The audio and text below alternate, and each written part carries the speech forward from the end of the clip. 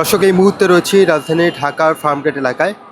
আপনারা ইতিমধ্যেই জানেন যে ১ ঘন্টা আগে এই রাজধানীর ফার্মগেট এলাকায় রাস্তাটি কিন্তু অবরোধ করা হয়েছিল।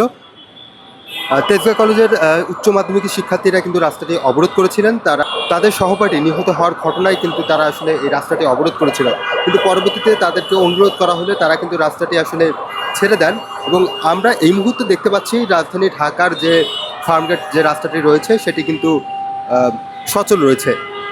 এই মুহূর্তে যান চলাচল কিন্তু স্বাভাবিক রয়েছে। আমরা দেখতে পাচ্ছি গাড়ি কিন্তু খুব স্বাভাবিকভাবেই চলছে।